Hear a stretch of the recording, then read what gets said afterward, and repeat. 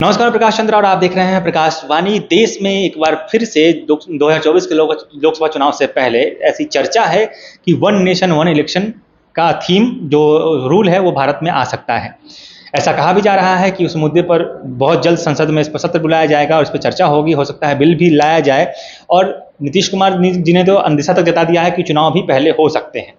इन तमाम मुद्दे पर बात करने के लिए आज हम आरजेडी ऑफिस में मौजूद हैं। यहाँ पे हमारे साथ रणविजय साहू जी हैं, जिनसे बात करेंगे और जानने की कोशिश करेंगे कि आखिर उनका क्या स्टैंड है इस पूरी प्रक्रिया पे। Sir, one nation one election क्या लग रहा है, इससे फायदा होगा या नुकसान? देखिए, हमें लगता है कि भारतीय जनता पार्टी और एनडीए के नेता, भाजपा के नेता चुनाव से बिल्कुल घबरा गए और देश का मुद्दा अभी महंगाई का है, देश का मुद्दा बेरोजगारी का है। और मुद्दे से भटकाने के लिए जो पिछले 9 साल में इस सरकार ने जो जनता से वादा की, या तो महंगाई रोकने की बात की, पलायन रोकने की बात हुई थी, बिहार को विशेष राज्य देने की बात हुई थी, बिहार को विशेष पैकेज देने की बात हुई थी। कहा गया था कि प्रत्येक सांसद 2-2 गांवों को गोद लेने का काम करेंगे।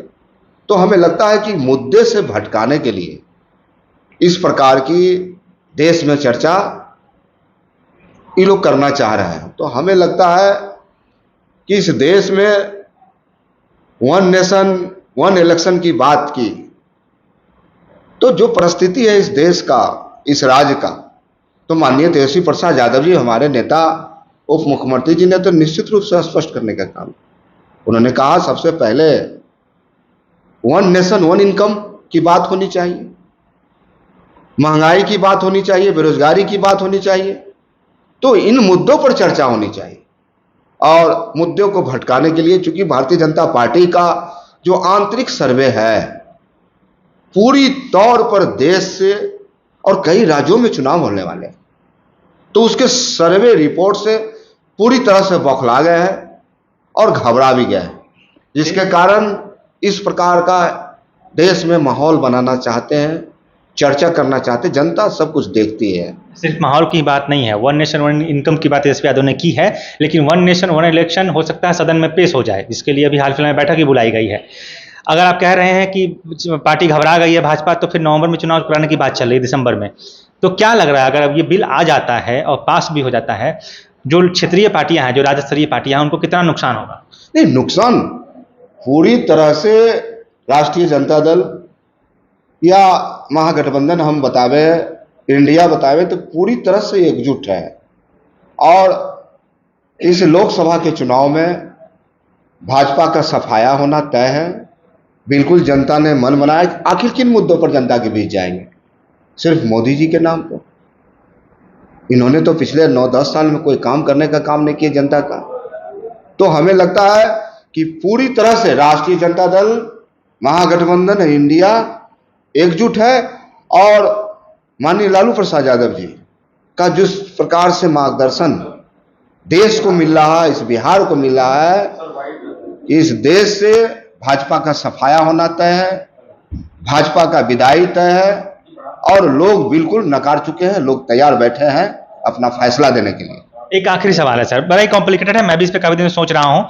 सवाल ये है कि अगर मान लीजिए 2024 में वन नेशन वन इलेक्शन पे चुनाव होते हैं, विधानसभा और लोकसभा दोनों एक साथ, तेजस्वी यादव या आरजेडी, फोकस में कौन रहेगा? जाहिर सी बात है, जो राज्य स्तरीय पार्टी हो मुख्यमंत्री के चुनाव पर फोकस करेंगी, तो केंद्र को तो इस फायदा होगा ना इससे। भारतीय जनता पार्टी मुंगेरी लाल के हसीन से अपने से लगातार देखने का काम कर रही है। और माननीय तेजस्वी प्रसाद यादव जी ने तो अपने प्रतिभा का प्रदर्शन किया है 2020 के आम चुनाव में, जहां एक हेलीकॉप्टर माननीय नेता तेजस्वी प्रसाद यादव जी लेकर घूम रहे थे और उनके पीछे 20-20 हेलीकॉप्टर को दौड़ाया गया था। तो उनमें जो प्रतिभा है, उनमें जो टैलेंट है, जो नौजवानों के प्रति स्वीकारता है, A to Z की बात की है, तो हमें लगता है कि पूरी तरह से बिहार की जनता अपने आप को मान चुकी है कि हमारे नेता तेजस्वी प्रसाद यादव जी हैं, माननीय महागठबंधन के नेता नीतीश कुमार जी हैं।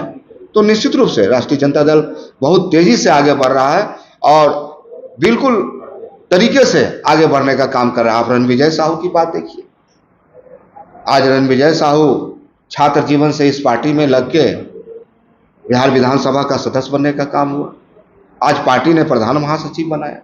तो ये तो दिखता है और लगातार A to Z में लगातार लोग जुट रहे हैं और पार्टी का बड़ा पैमाना बढ़ रहा है। तो सुना आपने जिस तरीके से बता रहे थे कि राजद में खासकर एक छोटे से कार्यकर्ता को भी जब विधानसभा का सदस्य बना दिया जाता है, पार्टी का प्रदेश महासचिव बना दिया जाता है, तो कहीं ना कहीं जब ये बात सभी दलों को साथ लेकर आती है, लालू प्रसाद यादव में भी ये चीज़ दिखी है किस तरह से उन्होंने सारे दलों को साथ लेकर इंडिया गठबंधन में उन्होंने अपना दम दिखाया है, अपना विश्वास दिखाया है। तो आने वाले चुनाव में क्या होगा क्या नहीं, ये तो बात का विषय है, चर्चा का विषय रहेगा ही। लेकिन रणवीर साहू की तरफ की माने तो वो कह रहे हैं कि आरजेडी जिस तरह 2020 में मजबूत थी फिर से मजबूत है और भाजपा को कड़ी मशक्कत का या फिर कह सकते हैं कि भारी मुश्किलों का सामना करना पड़ेगा। तमाम मुद्दों पर हमारे साथ जुड़े हुए थे रणवीर साहू जी, जिन पर आपने जाना कि क्या कुछ उन्होंने कहा है। अगर आपको इस मुद्दे पर कुछ कहना हो तो मैं कमेंट में जरूर बताइएगा। फिलहाल चैनल पर नए हैं तो चैनल को सब्सक्राइब कीजिए, पेज को फॉलो कीजिए, जुड़े रहिए हमारे साथ, देखते रहिए प्रकाशवाणी।